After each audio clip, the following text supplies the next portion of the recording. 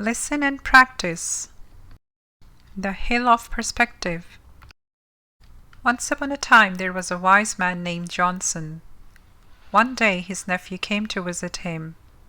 The young man was sad, gloomy, and obviously upset with something. Johnson asked what happened to him. The nephew said that he suffered a serious setback and now he will never be able to achieve his goal. The nephew asked an old man to give him advice what he should do next. But Johnson just asked to lead him to the hills.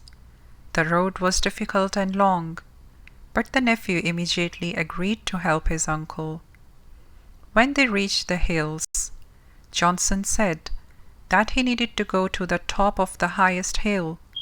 The young man was surprised, but decided to help his uncle, because the old man had never climbed there.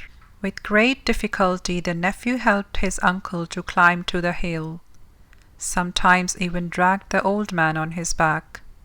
On the top of the hill, sweating, he put his uncle on the ground and laughed happily. Do you remember that when you were a little boy, sometimes you returned home with tears in your eyes? Johnson asked him. The boys teased you. Do you remember why exactly? The young man looked around and nodded.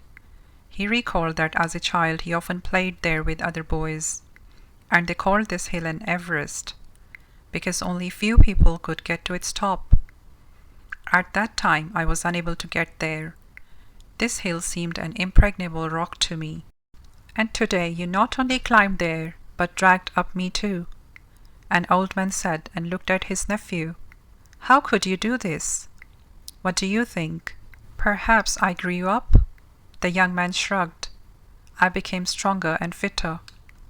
And the formidable Everest suddenly turned into a harmless mound, said Johnson. You got my advice. The story of Johnson and his nephew carries a valuable lesson about perspective, resilience, and personal growth.